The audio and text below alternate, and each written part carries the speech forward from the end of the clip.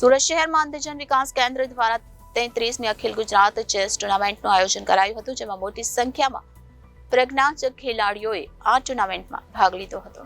સુરત શહેરના અડાજણ ખાતે આવેલ બદ્રીનારાયણ મંદિરના હોલમાં 2 દિવસથી અખિલ ગુજરાત ટુર્નામેન્ટનું આયોજન કરવામાં આવ્યું છે. સુરતના અંધજન વિકાસ કેન્દ્ર દ્વારા આ આયોજન કરવામાં આવ્યું છે, જેમાં આજે ગીતાબેન ભાલકિયા અને ભરતભાઈ શામળા દ્વારા ઉદ્ઘાટન કરવામાં આવ્યું હતું. તેમજ મુખ્ય મહેમાન તરીકે કડવા પાટીદાર સમાજના કીર્તિભાઈ પટેલ રહ્યા હતા.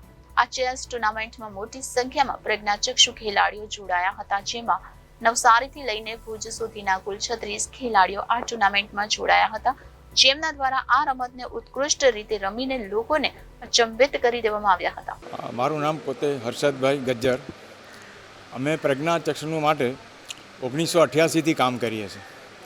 અમે આજે પ્રોગ્રામ છે ચેસ ટુર્નામેન્ટનો છે પ્રજ્ઞાચક્ષુ માટે, અને બીજા પ્રજ્ઞાચક્ષુ માટે boys cricket tournament, girls cricket tournament. દર વર્ષે અમે આવી રીતે પ્રજ્ઞાચક્ષુ માટે કામ કરતા હોઈએ છીએ.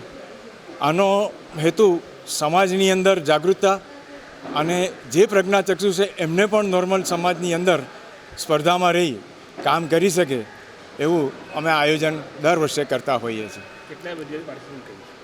આજે અમે બદ્રીનાથ મંદિરમાં 36 જણા ચેસ ટુર્નામેન્ટ રમી રહ્યા છે. એવો ભુજ, કચ્છ, રાજકોટ, ભાવનગર, અમદાવાદ, સુરતથી આવ્યા છે. એઓનો 2 દિવસ કાર્યક્રમ છે. અમે ઇનામ વિતરણ કરી કાલે સાંજે પૂર્ણાવતી કરીશું. કેવી તૈયારી કરતા હોય છે આ લોકો અગાઉ જે ગુજરાતભરમાંથી લોકો આવે? એઓને દર ઇન્ડિયાની અંદર દરેક ટ્રસ્ટ બોલાવતી જ હોય છે, અને તેનાથી એ લોકો ખૂબ પ્રેક્ટિસ કરતા જ હોય છે. અને એ લોકોનું જે મહત્ત્વ હેતુ આ ક્રિકેટ ટુર્નામેન્ટ છે, ચેસ ટુર્નામેન્ટ છે, એ પ્રજ્ઞાચક્ષુ માટે ખાસ મહત્ત્વ હોય છે. Reporter Arvind Rathod, Janadesh news, Surat.